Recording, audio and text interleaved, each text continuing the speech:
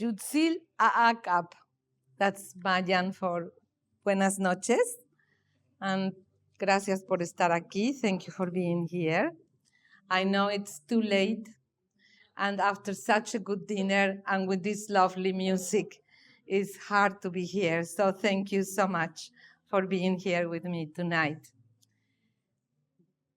So, well, I just want to tell you a little bit that the school I work in is in California, and it's a Jungian school. I heard today talk about Carl Jung, so we are not parapsychologists, but very close to you.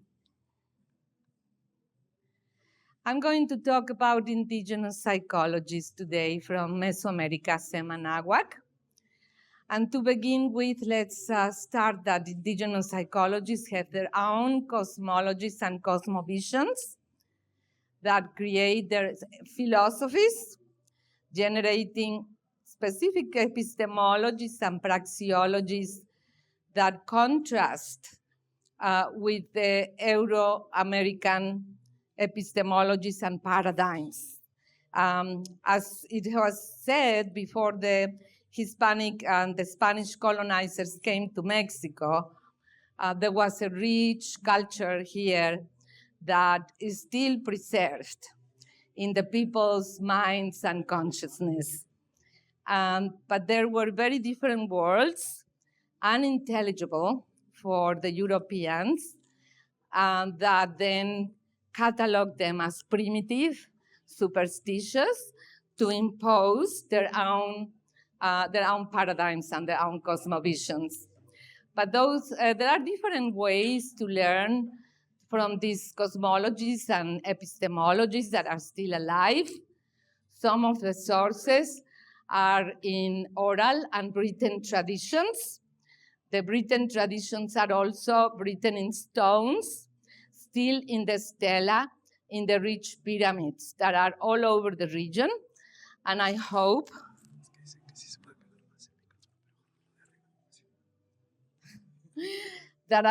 you get to visit. Is it better? Okay. In the pyramids of Uxmal, Chichen Itza, and Tulum, and so many more. There you can evidence all these traditions that we're going to review today in a short time.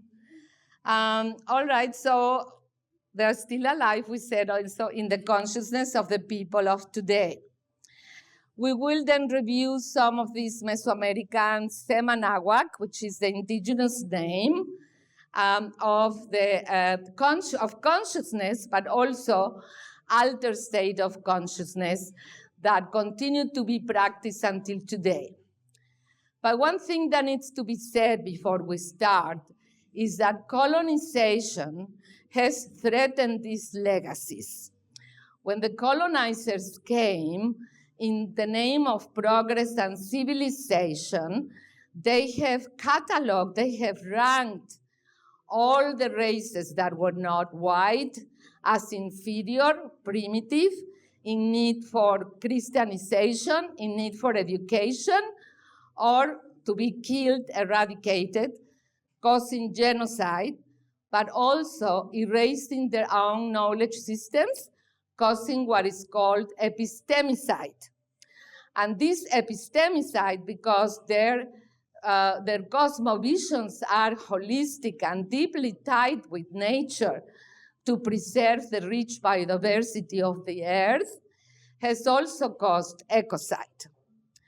In spite of this, the cultures are still thriving and alive, and all the legacies that have been written by the scribers, by the indigenous scribers themselves, even during the time of the colonies, are still preserving those rich legacies that have been found alive until today.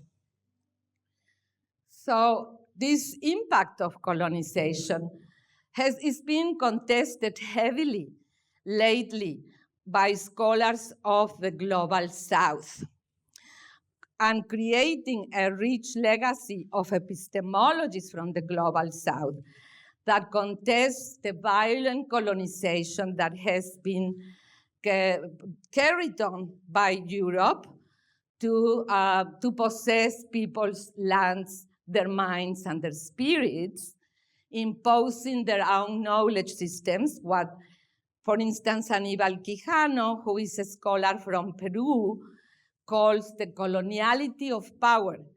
Colonization ended, apparently, by returning to the colonies their governmental autonomy. But coloniality continues to exist in other ways. The coloniality of power creates racial differentiations. That's not me. Is that a paranormal situation here? Well, so the differentiation of the races, cataloging everything that is white as superior and everything else as inferior, in need of education, primitive, superstitious, and so on. So the white supremacist imposition that we're still facing until today. But if we take a decolonial approach, including but revising the sources of knowledge about the Maya and the Nahuas that are not infiltrated through the colonizer's gaze, we'll be able to uncover the rich teachings that we can learn from them. So the conceptions about the psyche and consciousness are very rich and varied. They are based on a particular cosmovision that we need to call as ontological relationality, where everything is related to everything else, all our relations. The human is embedded intimately with non-humans, ancestors, nature, and the spiritual world. There is no conception of duality, the Cartesian split of object and subject, mind, body, and spirit separated from each other. Objectivity and subjectivity does not exist in this paradigm. Everything is related to everything else. There is no inside and outside, but a continuum that is cyclical and continues to inform each other and interact with each other. It's a rich entanglement with all our relations and not an anthropocentric cosmovision of our existence. So the human and animal are connecting to the divine, creating a composition of multiple souls, multiple spiritual realities, not just one soul, like in the Christian worldview.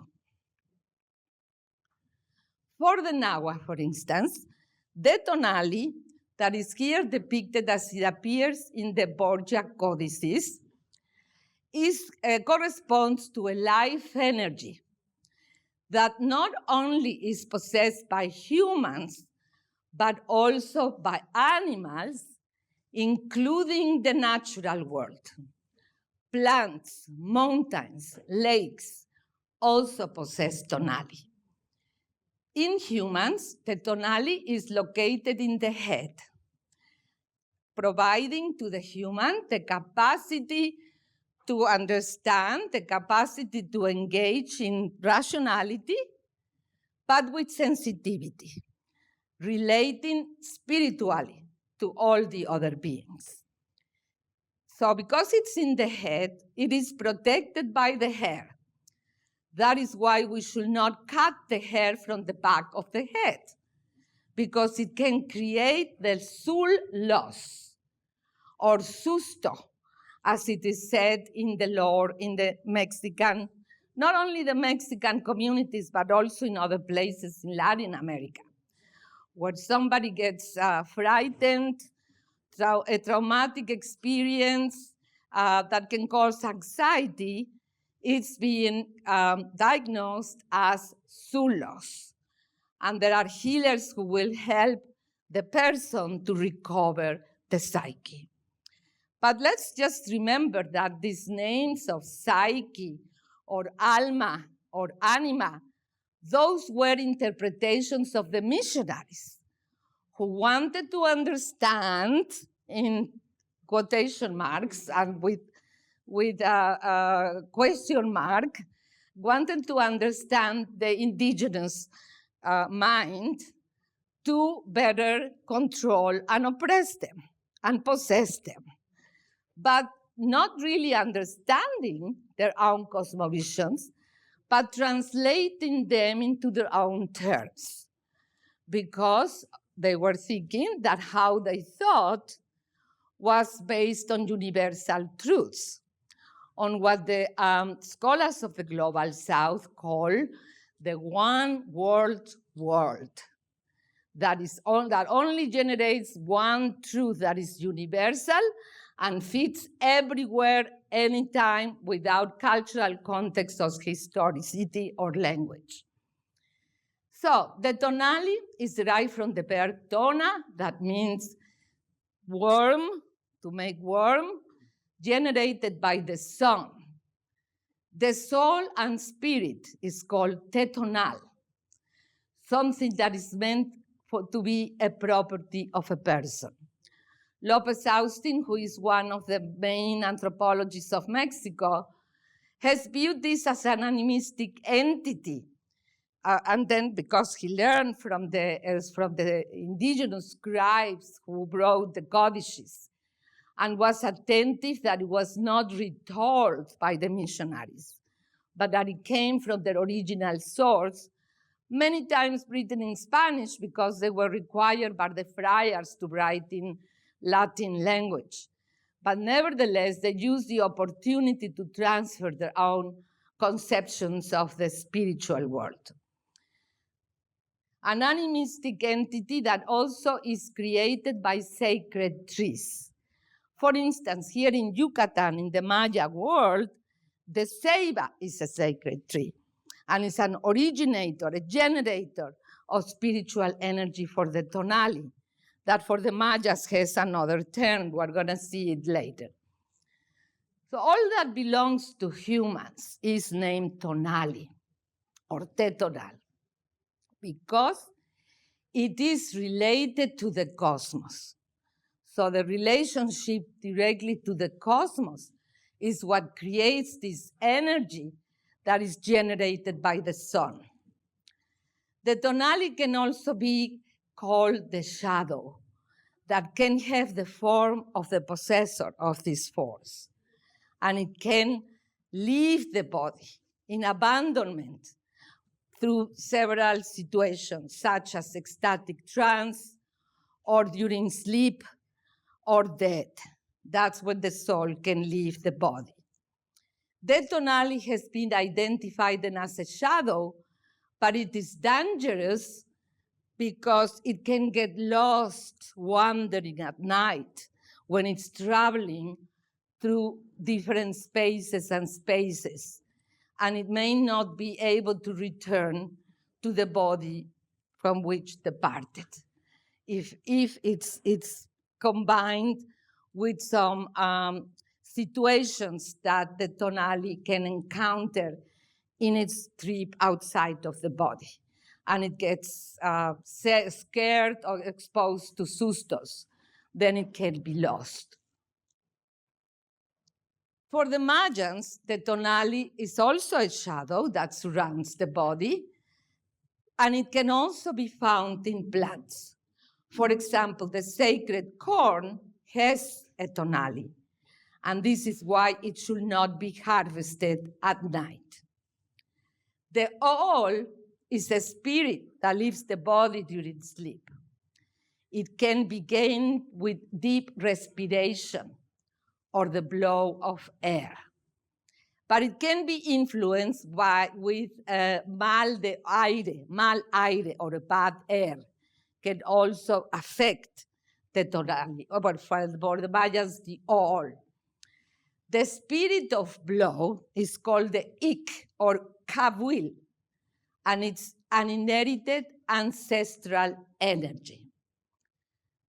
a person has a specific work that is called kinam, and that impregnates the intimate clothing. Those garments can be used to heal somebody from a distance. The yol could be healthy or sick.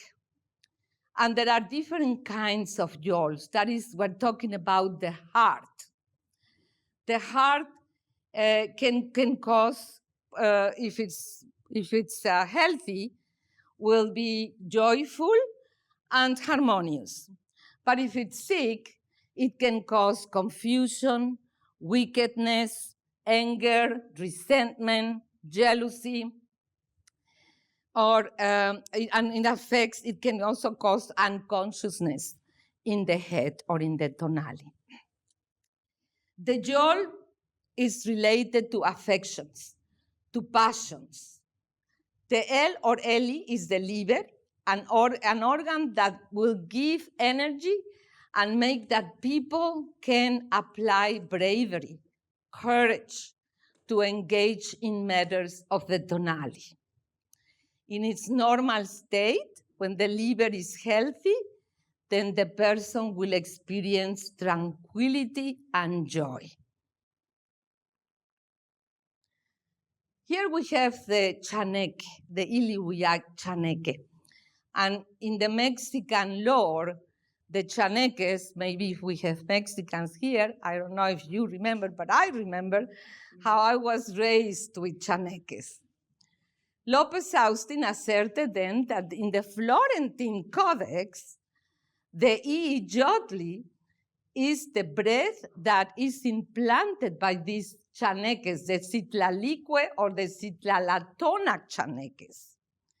The Iuicac chaneque is like an air that can affect other beings.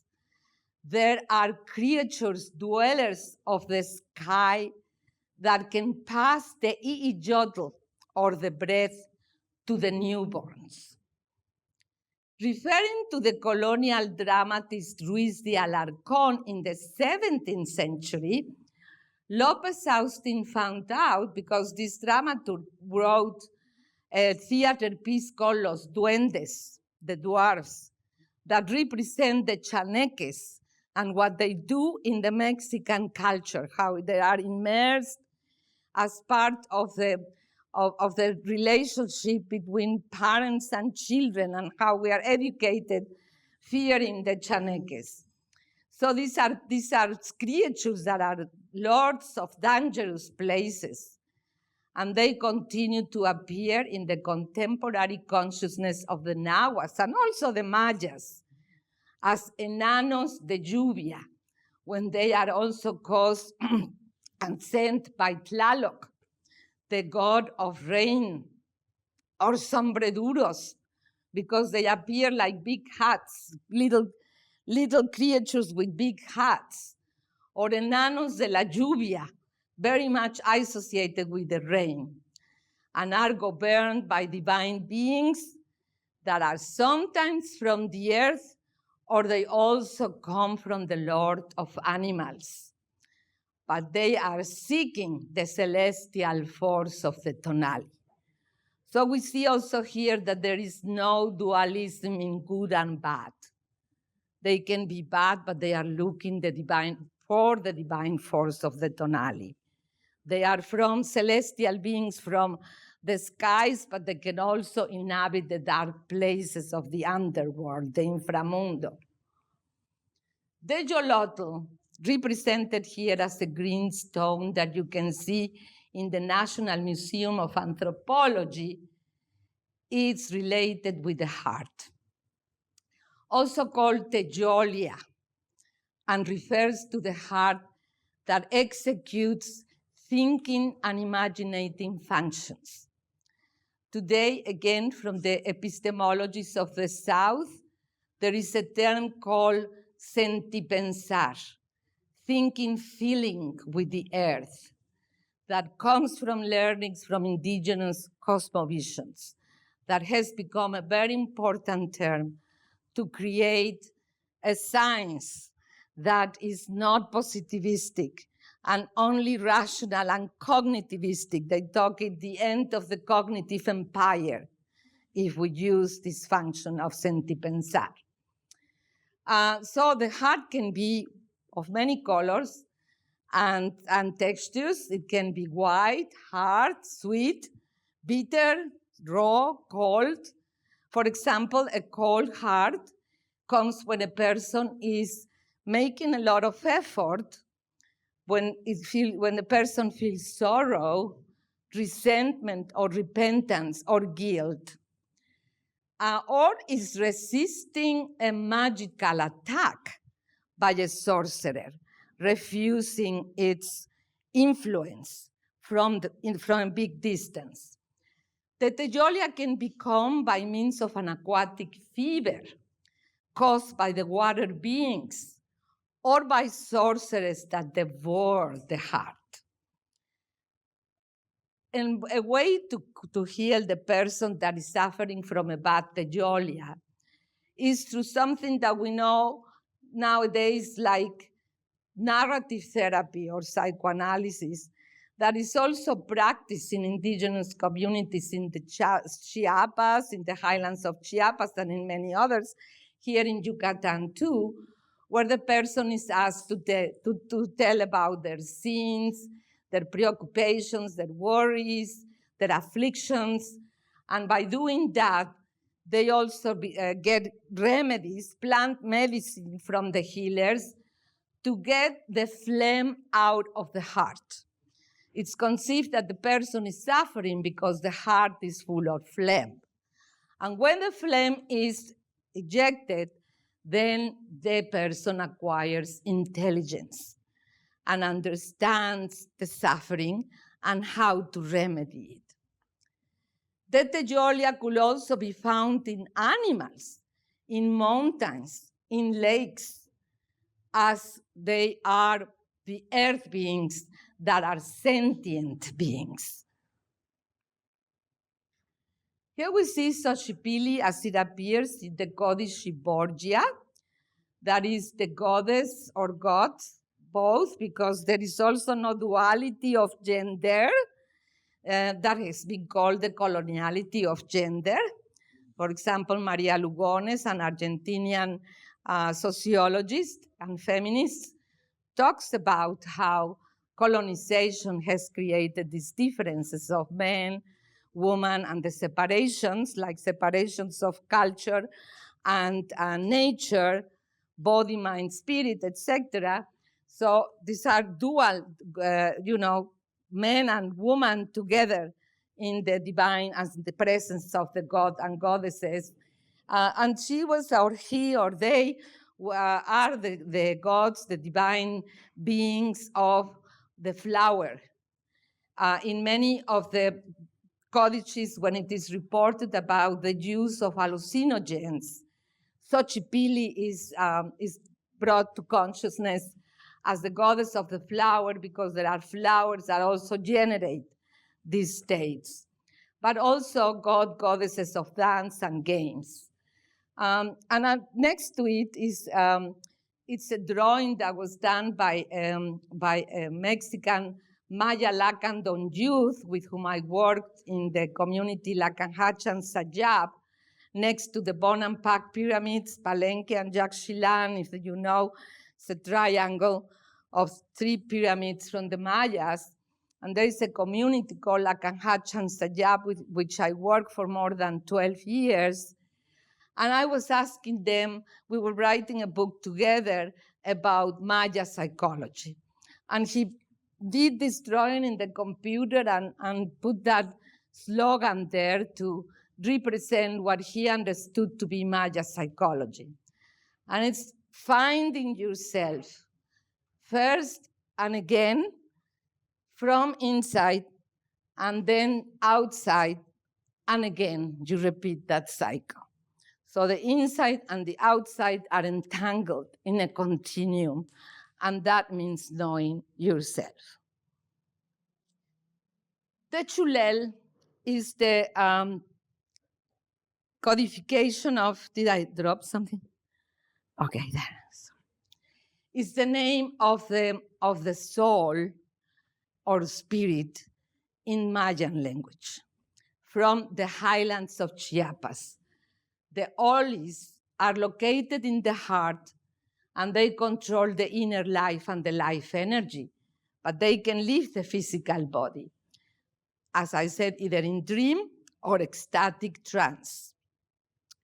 For the Tzotzil Setal who live in the highlands of Chiapas, it is called Chulel. One spiritual component that is located in the body and deeply related with the animal world is the Nahual.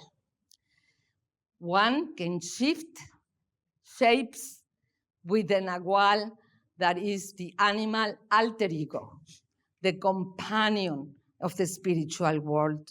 We all have one.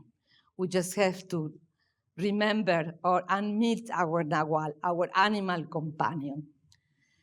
So it guards our human fate. Nahuales are our animal companions, and they are introduced at birth. They can also be found in nature, in close proximity with the animals. Then you can encounter your own Nahual. But humans can change shape according to what Nahual they were assigned at birth or who they found in the forest. Nahuales are so important in the Nahua and Maya's consciousness that they are special days dedicated to honor the Nahual every year. The Chulel also lies in the heart and is responsible for the personal character.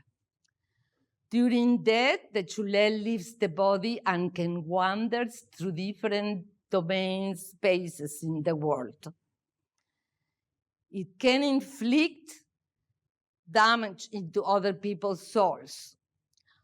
Mostly, when somebody dies, you have to pray for 20 or 40 days because the Chulel is surrounding the dead family's house. And they have to pray to let the Chulel free and go to the inframundo, to the underworld, to find the calcined bone or Ka'atimbak. As you can see, the soul, which was called like that by the colonizers, but we don't have really a name for translation because it has a plurality of meanings and a plurality of forms. There is an ethnographer, a Mexican ethnographer called Pedro Pitar, who wrote a book called The Ethnography of the Tzetzal Souls.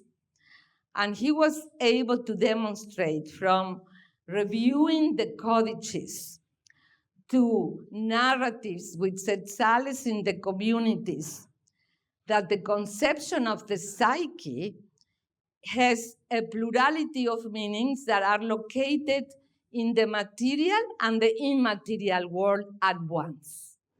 They are located in the body, but also in the spiritual realm of the outside world as expressed by being in animals, as we said, or elements of nature, mountains, stones, lakes, rivers, the ocean, and so on. And they can disseminate worldwide. There is also the name called Pishan. This was also the connotation that in this community of Lacanhach and Sayab, with whom I've been working for so many years, they call it also Pishan. But they don't say that it is a soul or alma, but it is a spirit or a ghost. But they don't like the word alma because that comes from the colonizer. That is not their connotation. So the Pisan or Pisham, meaning spirit, or the tonali that we learn from the Nahuas, the chulel or the huayel, that also is called here in Yucatan, refers to the capacity of the self to dismember from the body and travel through time and space to realities that are immaterial. And this can happen on a voluntary or involuntary basis. It can happen because the person consciously decides to separate the soul from the body through a trance, a ritual, or a ceremony, or it can happen without his knowing his will, at least consciously, or it can also happen in the sleep, during sleep, where the chulel or the pishan leave the body. The Mayas had also a very sophisticated knowledge of mental health. For instance, here you see the categorization of the most frequent mental pathologies they were treating. Coil, dementia, seniolal, melancholy, ocomolal, agitation, cootan, delirium, oshkokolsek, hallucinogenic states, epilepsy, sitam tamakas, kanchapahal, or other types of fits of fainting, sashimil satalol. And they have a whole categorization of other pathologies with the ways to treat them and what kinds of medicinal plants to provide to the patient to heal them. Together with talking therapy, where the patient also tells his or her sins or other rituals that we're going to see. But these ailments were treated by the medicine men who were also called sorcerers, pulya, or wise fortune tellers, amen, healers, sakya, using narrative therapies. Here on the other side, we see the pyramid of the divine, of the adivino, of the foreteller. If you have visited, I hope you do. It's very close from where we are right now, and it's a beautiful experience to see all the presence, this magnificent capacity to relate with the divine and the spiritual world that still exists, as I say, in the contemporary consciousness of the Maya and Nahua. Here we're going to talk about the tonal puki. And the picture, the photograph that you see next to it is also given to me by talking with the Mayan Lacandon youth, primarily of what they thought a Maya psychology will mean. And so they like to think in images, and they provided this photograph. And they were explaining something that relates very much to the text that comes for references from Pedro Pitarch, who studied it from codices, stelas, and other ethnographic and archeology and anthropological sources. The tonal puki were officials who could read destinies utilizing the 260 calendar of the Nahuals in this case, but the Mayas also had something similar called the tonal powali. And they will empower the patients to see their ishtli, their face, in a mirror, to connect with the cosmos and understand their deep self. In Quetzal communities nowadays, if you go in the mountains, the highlands of Chiapas, the Christian churches, their saints are covered with a black cloth, and they put a mirror on the face of the saint. In synchronicity, in what is that called? Not synchronicity, but synchronism, when they translate their own beliefs and praxes, disguised as if they were Christian, and they were praying, but they're not praying to the Christian God.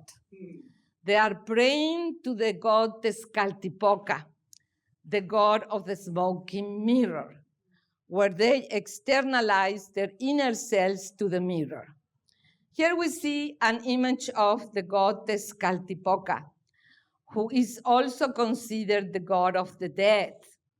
And if you see in the belly, there is a symbol of that black mirror, of the smoking mirror of Tezcatlipoca. One can say that then they are using this mirror held by Tezcatlipoca in the saints' mirror in the churches, where they are looking to their own faces, their ixtli, and playing like in trance, praying, chanting in their Maya language, like in a chant, in trance like chants, where they are connecting their inner selves with the divine, the god, the Tezcatlipoca smoking mirror, as a means to understand their cosmic self. Another legacy from the Mayas and the Nahuas are the altered states of consciousness that they will acquire by using psychotropic and psychoactive plants and animals. This use of these substances has been reported in the codices, but you can also see them depicted in the pyramids, in stelas, like, for instance, in Palenque, Tulum, where there's humid weather.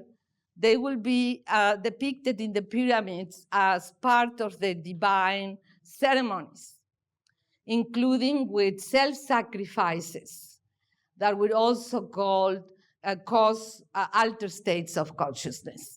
Self-sacrifices, where they will injure their penis or their tongue, and they are depicted in the stelas to connect with the divine and the gods. Rubia has reported that these substances stimulate the hippocampus and the amygdala, that are considered ancient phylogenetic structures. These plants that contain alkaloids and psychotropic and narcotic substances may act as depressants or stimulants, such as the mushrooms, the psilocybin mexicana, or the peyote, the cactus, but also by eating certain frogs or toads, or birds like the woodpecker birds, that can also cause these hallucinogenic states.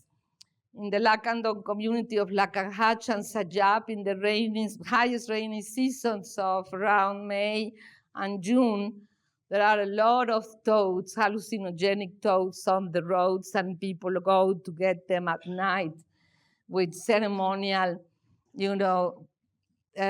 behaviors or rituals, dancing, praying, chanting, to collect them and eat them in together as a communal ceremony. Among the religious experiences that are provoked by this consumption of these kinds of substances are feelings of dying and reincarnation, unity with the cosmos, or visions of deities and demons, perceptions of unification with the universe, communicating with nature, but there's also the capacity to diagnose and treat illnesses. Primarily the lords, those who had the most power and had the post of governing in the palaces, were the ones who were eating these substances, coming together with the priests to foretell decisions that they would take to govern better and understand how to guide the people. The mushrooms were called teonanacatl, and we see them represented also in many ceramics. Mercedes de la Garza, who is also a prestigious anthropologist, has a collection of photographs in books where the idols are either representing consuming the mushrooms with big eyes all open, with the retina high open, because they are in hallucinogenic trances, or sticking the substance in their butts, or in different ways where they could consume the substances. They are ceramics, like books explaining how to use the substances to produce the highest altered states of consciousness, with hieroglyphs that also guide you how to do that. So they were documenting in those ceramics with hieroglyphs, symbols, and signs. They are reporting the experiences of the users as experiences of death and reincarnation, as I said, universal unity, encounters with spirits, but also demons, disembodied perceptions where people will see their spirit leaving the body and seeing the body from the distance and reporting it in hieroglyphs or symbols in ceramics or in the codices, which is also reported even by the missionaries. Simultaneous perceptions of past, present, and future events.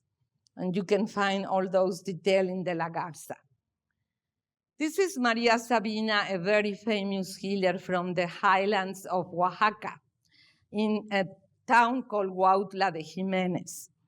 She was a healer who used the Teonanacatl, or the flesh of the gods, that is also called Nanacatl or Ncito, as she used to call them, the children of the mushrooms, los niños del hongo, who will guide her to encounter many times deceased ancestors who will teach her about the sufferer's illness and advise her what kind of medicine to use to treat them. Wasson, maybe you know, was from Russian ancestry, but he was already living in the United States when he came to visit Huautla de Jimenez because he heard about Maria Sabina's powers to heal others and being very successful in doing that.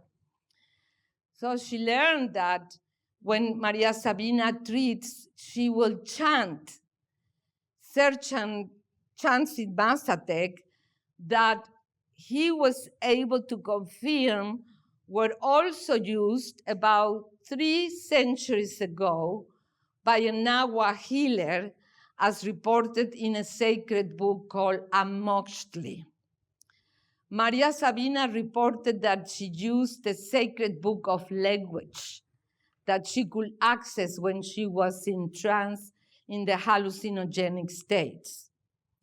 And I chose to show you this picture, which is mural, in a restaurant, because we're in a restaurant right here, and because I wanted to show that she's embraced by the people of the town, recognized as her priestess, the one that is still venerated, who will also pass her capacities and her knowledge to other generations, so it continues to be carried on. This story is not without a very sad part of it, because as we know, coloniality continues to exist, and it has threatened these legacies, also condemning the use of the sacred mushroom as a criminal act. And they have started, the Mexican government, when the Wasson report came to America, that he had found this substance that was then transformed in the laboratory as LSD in the US. And it brought, with Carlos Castañeda also becoming so famous, it brought a lot of American young people, hippies, to Huautla de Jimenez in search of the mushrooms, who will then consume without respect, secularizing a sacred practice. And discuss that the Mexican government will come with militaries, and Maria Sabina ended up in prison for many months. The community fought for her rescue, and it brought a lot of suffering. and struggle in the town. So those are the consequences of the ongoing coloniality we talked about earlier. Curanderos, the shamans, also called healers, had capacities used also through stimulating substances and practices to shift their shapes according to their animal nahual in order to heal people. And this is reported in the Florentine Codex by the missionaries, who, by Sagaum, for instance, who was also a well-known missionary who took a lot of charge of trying to understand the indigenous knowledge to better Christianize them, not just because he wanted to learn, or maybe not at all, just wanted to know how to Christianize them. And he honestly reported how efficient the curanderos were, who will use these substances and were really able to heal, and that he had evidence, numerous occasions where they were able to heal the people. So they knew the place of the dead, Pusagun say, and the sky, and they would spend time at temples, immersed in their inner selves, and perhaps, he said, perhaps consuming hallucinogenic plants. They were sorcerers. The Maya god Itzamna, equivalent to Tonacatlihuitli, had a caiman form. The caiman is also a rich archetype in the Mayan tradition, and it's depicted in the Dresden Codex. Gods had agency, as the objects that represent them have agency as well. They have the capacity to change things, to heal, to provoke different climate conditions, etc. For example, the coyote god Huehuecoyotl, the old coyote, who is the patron of the poets, plays a drum called teponashtli that Zamora reported that the drum itself had the agentic capacity to produce changes in weather conditions, in the destiny of people, in the kind of health status in which they were. So artifacts can be possessed by the gods and goddesses, and when they are placed in altars, they become agentic beings, given the force by the gods themselves to create cosmic balance. The growing interest in knowledge systems that have been erased by Euro-centric impositions has uncovered the importance of animistic ontologies extending to non-humans that acquire agency and become sentient beings. The sharp opposition of concepts such as culture and nature, living and ancestors, and objects and subjects under Western worldviews contrasts sharply with this polyagentic consciousness of Cem Anahuac. The departure or individualistic consciousness of the self as a collectivistic, communal knowledge, where the community is also at the center and the cosmos as well. It's not about individuals, but as an entangled relationality with other beings, causing that the conceptions of the soul are very dynamic and entangled with those of the body, nature, spirituality, humans, non-humans, ancestors, and the cosmos. For the Maya and the Nahua, reality is always changing. Time is cyclical, not linear, like in the Western Empire. It's fluid, and it has a continuity of past, present, future, constantly changing and becoming. the physical person is embodied with many body parts and many souls, many spirits that are located in these different body parts and also in the inside and the outside as a constant interaction. That's an assembly, an integration of animistic entities and energies of different almas, pishams, chulels, ools, of animals and spiritual beings. But there is also an eternal soul that can go into with other ancestral souls and are guarded by the gods and goddesses who assign them back to the newborns. So it's the concept of reincarnation and a cyclical continuation of the being. Here is also another colleague and partner of mine representing for an image of Maya psychology. So it can be assumed that altered states of consciousness were pursued to expand the understanding from the microcosmos of the world to a macrocosmos in connection with gods and goddesses.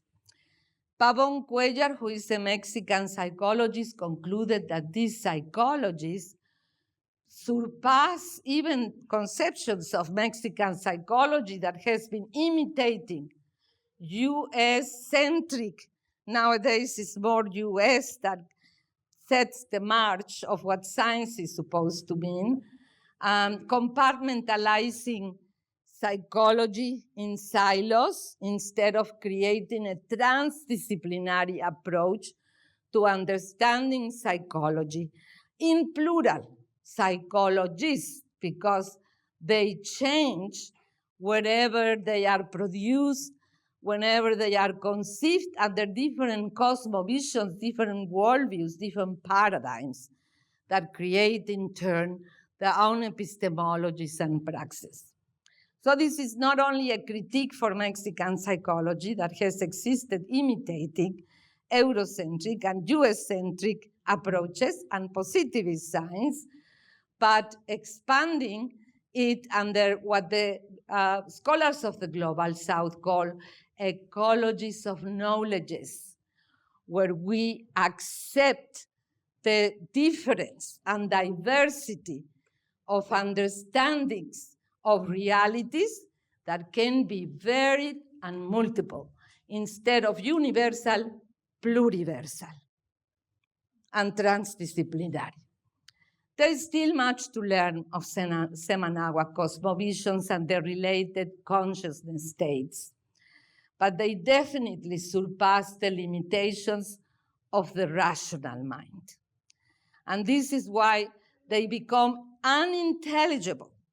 And because they are not understood, they get condemned and marginalized as non-existent, an abyssal state that in reality, like Santos, another scholar from the Global South, de Sosa Santos says, it is an abyssal ignorance of the Western mind that resists in its conception of supremacy and superiority to learn from other cosmovisions, epistemologies, and praxis systems.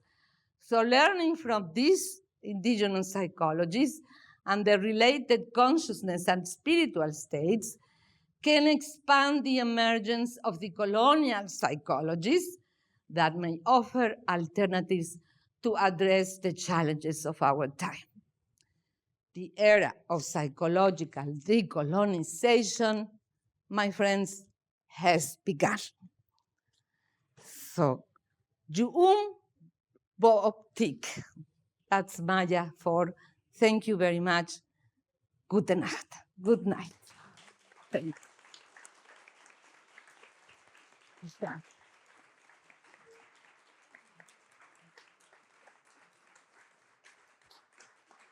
Thank you. You want to say something? Thank you so much for the fascinating presentation. I hope you were right that the era of decolonization psychology has begun. Yes, I hope so too. Now, you know better than I that there were The Mayas were long civilization, middle, early, late. How many of your concepts that you talk about were stable or did they change? Oh, well, for the Mayas, everything was in constant change, so definitely they change. And as we speak, they are changing too. Yes. And we are changing rooms too. We're going to our places where we're going to rest now. Yeah, right? Thank you so much. Thank you. Thank you. Very nice presentation. Thank you. Professor Nuria. Just one question.